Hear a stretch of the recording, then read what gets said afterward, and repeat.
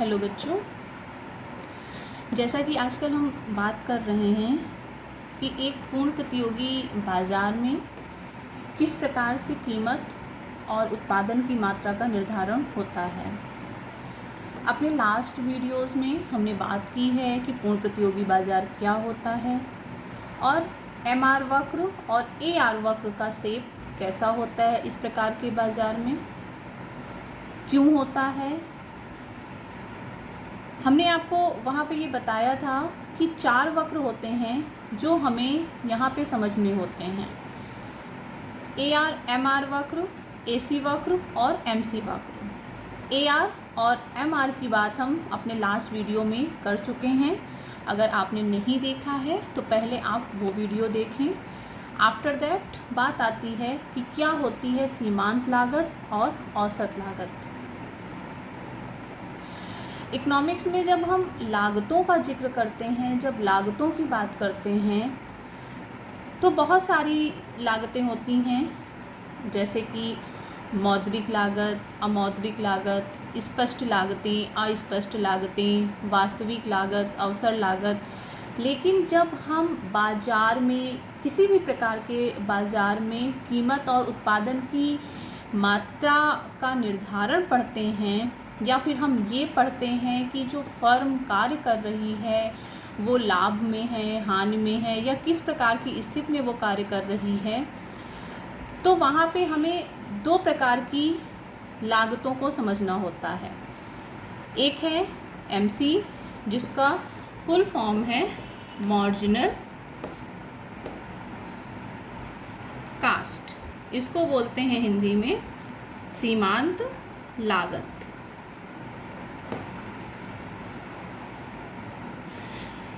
और दूसरी है AC, जिसको बोलते हैं एवरेज कॉस्ट, इसको बोलते हैं औसत लागत। अगर हमें बाजार को समझना है तो हमें इन दोनों प्रकार की लागतों को अवश्य ही समझना होगा।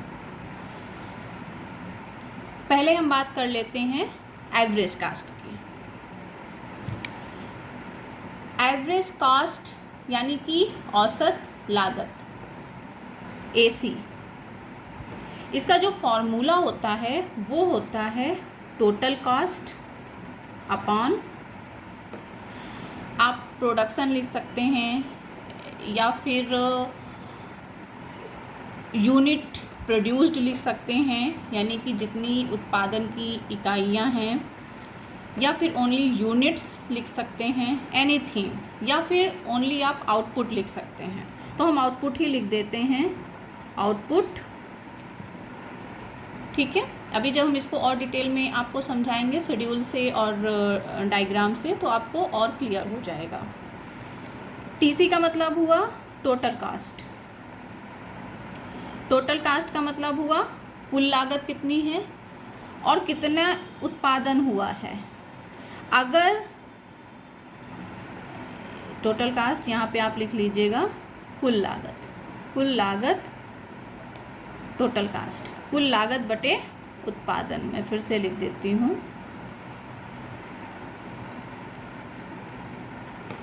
ये टोटल लागत बटे उत्पादन या फिर TC upon output, that is the formula of average cast.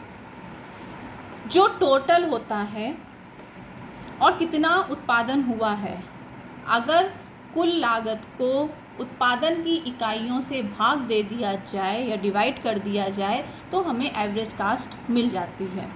बिल्कुल वैसे ही जैसे कि मार्किंग जो होती है, जो मार्क्स होते हैं, वो भी हम एवरेज बताते हैं तो क्या करते हैं, जितने टोटल मार्क्स होते हैं और कितने सब्जेक्ट में हैं।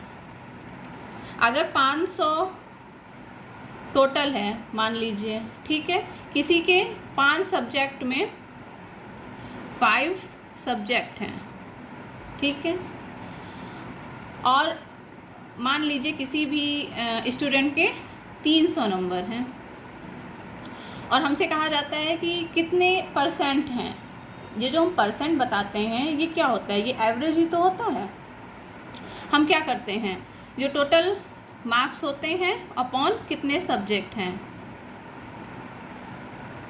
5 छक्का 30, 60%। ये जो 60 है दैट इज़ एवरेज।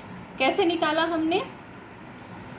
हमने निकाला टोटल कितने मार्क्स गेन हुए और कितने में हुए हैं। अब आप इसको इसी चीज़ को ऐसे यहाँ समझिए, टोटल लागत कितनी है और कितना उत्पादन हुआ है। क्लियर?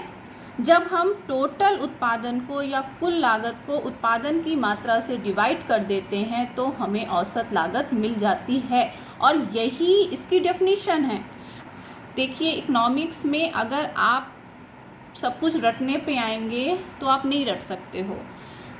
AC बराबर TC अपॉन आउटपुट, केवल इतना आपको याद रखना है, और इससे आप डेफिनेशन, शेड्यूल, डायग्राम सब इतने से आप लिख सकते हो, बना सकते हो। अगर आपसे कोई कहता है कि औसत लागत क्या होती है, मान लीजिए ये डेफिनेशन के रूप में पूछा जाता है, आप क्या कहेंगे कि औसत लागत को निकालने के लिए कुल लागत में उत्पादन की इकाइयों को भाग दे दिया जाता है, या फिर जब कुल लागत में से उत्पादित इकाइयों की मात्रा को हम डिवाइड कर देते हैं तो हमें एवरेज कास्ट मिल जाती है। क्लियर? अभी आगे हम आपको शेड्यूल और डायग्राम भी बताएंगे। अभी केवल हम आपको ये बता रहे हैं व्हाट इज AC। ठीक है, अब दूसरा क्या है, second one is MC, marginal cast. Marginal cast का मतलब होता है प्रत्येक अगली इकाई की लागत। मान लीजिए पहले 10 यूनिट्स प्रोड्यूस हो रही हैं और उसकी लागत आती है 40 रुपये। ठीक है, जब 10 प्रोड्यूस हो रही हैं, 10 यूनिट्स का उत्पादन हो रहा है, तो ये जो 40 है ये 40 कास्ट है। ठीक है, मान लीजिए कि फर्म का मालिक कहता है कि उसे एक 11वीं यूनिट भी प्रोड्यूस करनी है। ठीक, अब अगर 11th यूनिट्स प्रोड्यूस हो रही है और मान लीजिए ये कास्ट बढ़ के हो जाती है एनीथिंग, हमने कहा 44, 45, चलिए हमने कहा 45 हो जाती है। ठीक है, प्रत्येक अगली इकाई की लागत होती है सीमांत लागत। जब तक 10 यूनिट्स प्रोड्यूस हो रही थी 40 रुपये कास्ट थी, 11वीं यूनिट प्रोड्यूस हुई, कास्ट बढ़ के 45 हो गई। सीधे सीधे से है कि जो 40 माइनस 45 बराबर 5, ये जो 5 आया यही तो 11वीं यूनिट की कास्ट हुई, अगली इकाई। ठीक है, अगर इसको हमें फॉर्मूला के फॉर्म में लिखना हो कि MC का फॉर्मूला क्या होता है तो हम क्या लिखते हैं, हम लिखते हैं MC बराबर टोटल कास्ट ऑफ N, ये N हम मान लेते हैं कि nth यूनिट। ठीक है, minus total cast of N minus 1। ये जो मैंने यहाँ 40 माइनस 45 लिखा है, इनफैक्ट ये यहाँ पे 45 माइनस 40 होना चाहिए। ये मैंने केवल समझाने के पॉइंट ऑफ व्यू से ऐसे आपको समझा दिया है, क्योंकि 45 माइनस 40 करने पे 5 आएगा। ठीक है, तो ये जो 45 है ये 11वीं इकाई, उसको आप मान लीजिए कि ये nth यूनिट है, 11वीं। nth का n का मतलब ये आप मान लीजिए 11। क्लियर? 11 माइनस 1 ये आ गई आपकी 10th यूनिट। ठीक, तो MC का फॉर्मूला होता है TCN माइनस TCN माइनस 1, यानी कि जो nth यूनिट है उसकी टोटल कास्ट माइनस N से एक इकाई पहले की जो कुल लागत है उसकी टोटल कास्ट, यानी कि 45। अगर अब आप इसको इस फॉर्मूले में रखेंगे तो N हो गई आपकी 11th यानी कि 45। यहाँ पे अगर आप करेंगे तो ये तो -5 होना चाहिए। ठीक है, खैर N-1 यानी कि 11 से पहले कौन सी यूनिट है, 11 माइनस 1 बराबर 10, तो ये 10वीं यूनिट हुई। तो इसकी लागत क्या हमने मान रखी है 40, यानी कि ये जो 5 आ गया यही है आपका MC, MC बराबर 5। क्लियर। एवरेज कास्ट होता है कुल उत्पादन को जब उत्पादन की इकाइयों से भाग दिया जाता है तो हमें औसत लागत प्राप्त होती है।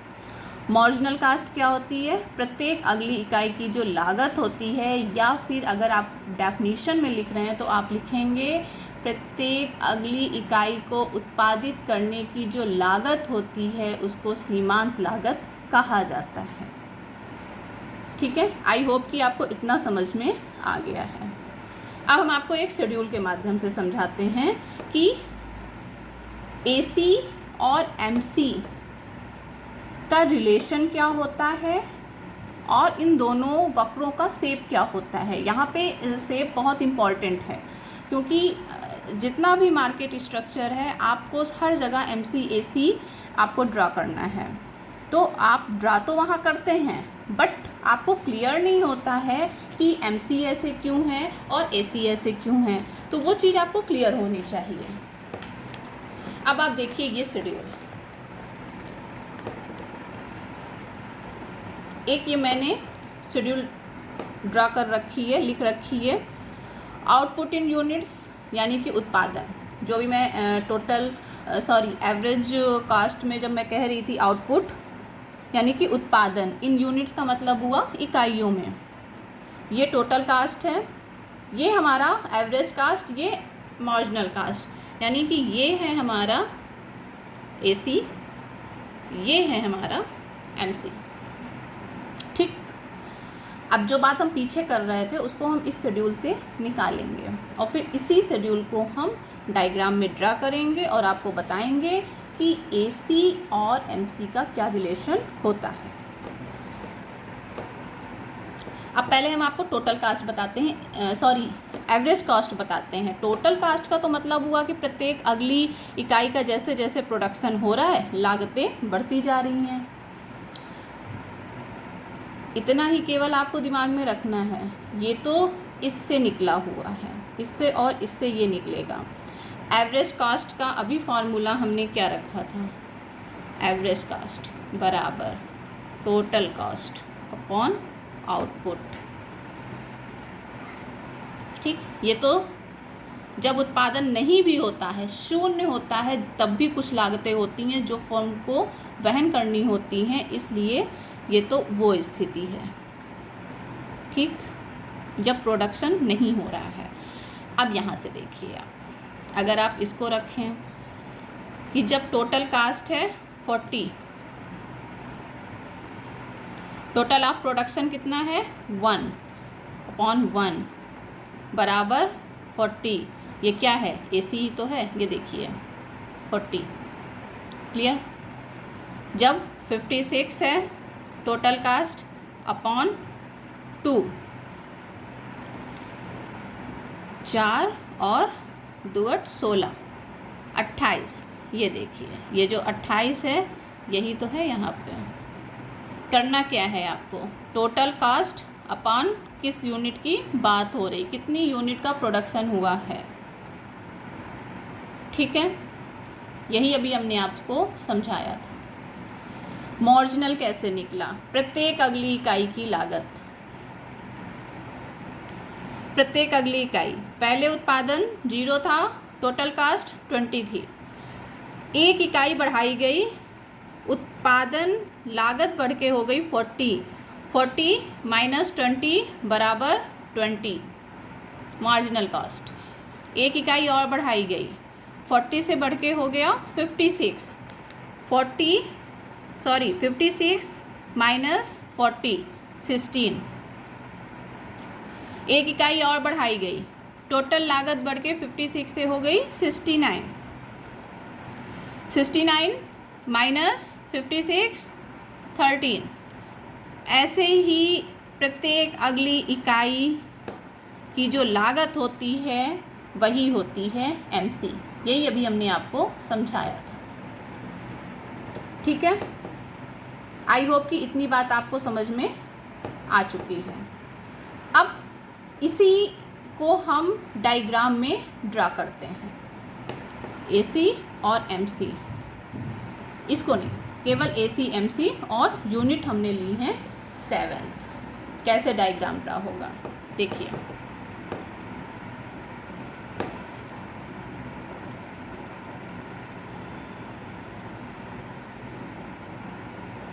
OXY,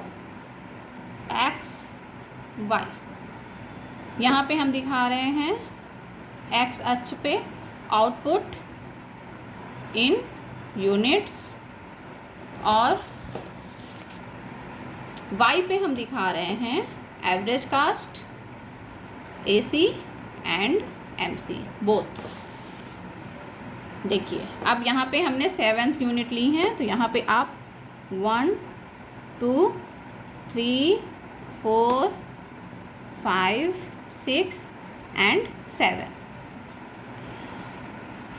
यहाँ पे हमारी सबसे बड़ी डिजिट है आई थिंक 40। हम 5 का भी कर सकते हैं, 5 का ही करते हैं गैप।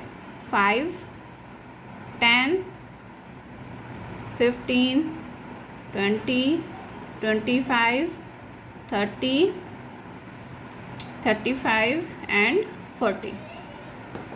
ठीक, अब देखिए पहले एक ड्रा कर लेते हैं, पहले हम AC ड्रा कर लेते हैं। फर्स्ट यूनिट पे AC है 40, फर्स्ट यूनिट पे 40 पे जाइए, यहाँ पे। सेकंड 28 यहाँ कहीं होगा, ये सेकंड आ गया आपका, यहाँ कहीं आपका 28 होगा। 23 यानी कि 25 से थोड़ा सा नीचे 3 पे आइए, और 23 यहाँ पे कहीं। फिर 20 फोर्थ पे 20, फोर्थ यूनिट पे जाइए और 20 के सामने एक ड्रा करिए। एक पहले पॉइंट रख रही हूँ मैं, बाद में इनको मिला दूंगी और कर्व बन जाएगा। फिफ्थ यूनिट पे जाइए, फिफ्थ यूनिट पे है आपका 18th यानी कि थोड़ा सा इसके नीचे। फिर है आपका 6 पे 17, बिल्कुल उसी के पास, और 7 पे आप जाएंगे और ये हो जाएगा आपका 18, लगभग इतना। अब इन सारे बिंदुओं को आप मिला दीजिए।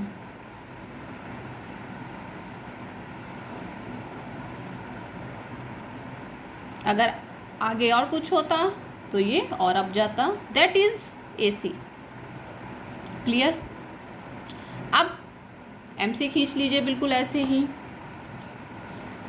फर्स्ट यूनिट पे आपका है 20, तो आप फर्स्ट यूनिट पे 20 पे बिंदु रख लीजिए, यानी कि यहाँ पे कहीं पे। सेकंड पे आपका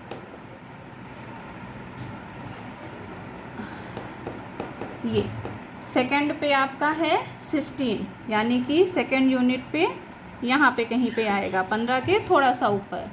फिर थर्ड पे 13, लगभग यहाँ पे। फिर फोर्थ पे 11th यानी कि 10th और यहाँ पे समथिंग। फिर फिफ्थ पे 10th आपका है यहाँ पे। फिर 12 लगभग यहाँ पे, और फिर 24 है 7th यूनिट का, 24 लगभग यहाँ पे। अब आप इन सारे बिंदुओं को मिला दीजिए।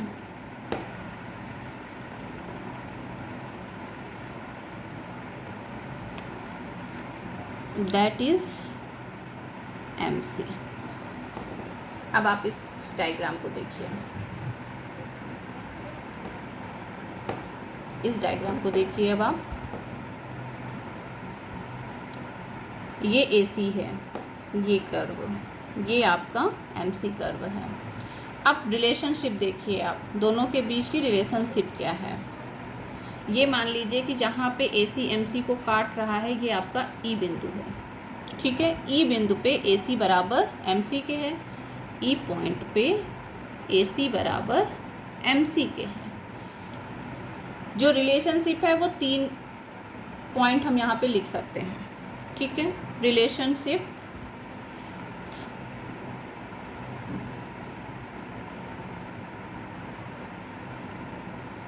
Between AC and MC, that is,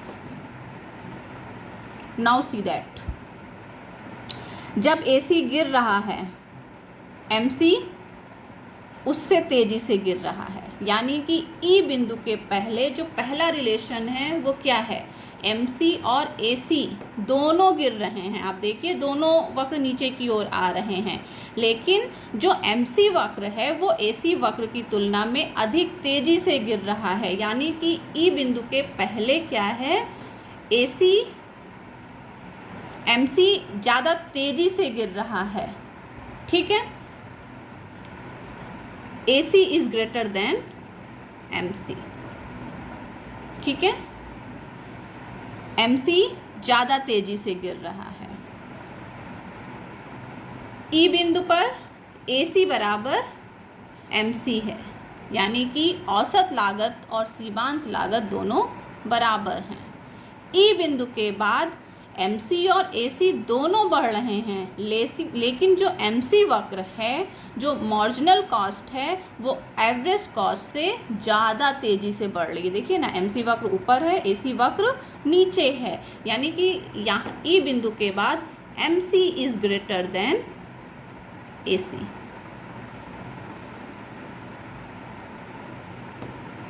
clear? एक बार रिलेशनशिप आप फिर से समझ लीजिए। ई बिंदु के पहले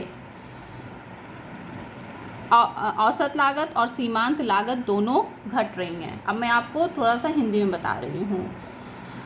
ई बिंदु के पूर्व औसत लागत और सीमांत लागत दोनों गिर रही हैं, लेकिन जो सीमांत लागत है वो औसत लागत की तुलना में अधिक तेज़ी से नीचे गिर रही है। पहला पॉइंट, ई बिंदु पर औसत लागत सीमांत लागत को या फिर औसत लागत सीमांत लागत के बराबर है और सीमांत लागत औसत लागत को नीचे से काट रही है। ये बहुत इम्पॉर्टेंट पॉइंट है कि औसत लागत को सीमांत लागत नीचे से काट रही है। तीसरा पॉइंट है, ई बिंदु के बाद मार्जिनल लागत यानी कि सीमांत लागत और औसत लागत दोनों बढ़ रही हैं, लेकिन सीमांत लागत औसत लागत की तुलना में अधिक तेज़ी से बढ़ रही है। यही है रिलेशनशिप AC और MC के बीच में। और ये जो शेप है इनको U शेप बोला जाता है, ठीक है। क्योंकि मैंने एक सपोज़ पहले शेड्यूल खींचा है, मैंने पॉइंट रखा है, लेकिन अगर रफली बोला जाता है कि AC और MC वक्र कैसे होते हैं, तो हम लोग बहुत जनरली ऐसे बोल देते हैं, ये है AC, ये है MC, that is AC, that is MC। लेकिन ये ऐसे क्यों हैं, इसकी एक्सप्लेनेशन मैं उतनी देर से आपको बता रही हूँ, ठीक है। अभी जब आप मार्केट स्ट्रक्चर आगे पढ़ेंगे तो हम ऐसे पॉइंट थोड़े रखेंगे, हम ऐसे ही खींचेंगे। But why both shapes are U, क्यों MC नीचे है, क्यों AC ऊपर है, इन सारी चीज़ों को आपको क्लियर करना है, ठीक है। ये relationship that is very important, ये आपको अलग से अपने नोट्स में लिखना है कि औसत लागत और सीमांत लागत में संबंध, और फिर ये डायग्राम के साथ आपको लिखना है कि क्या क्या संबंध है, कैसे कैसे है। आई होप कि आपको औसत लागत और सीमांत लागत समझ में आ गई होंगी। अब नेक्स्ट लेक्चर में हम बात करेंगे कि पूर्ण प्रतियोगी बाजार में दीर्घकाल और अल्पकाल में फर्म किन किन कंडीशंस में कार्य कर सकती है। लेकिन उसके पहले जो कॉम्पिटिटिव मार्केट के ये 3 लेक्चर हैं कि कॉम्पिटिटिव मार्केट क्या होता है, AR और MR क्या है, AC और MC क्या है, ये आपको पूरी तरीके से क्लियर होना चाहिए, तभी आप मार्केट स्ट्रक्चर को समझ पाएंगे। Thank you very much.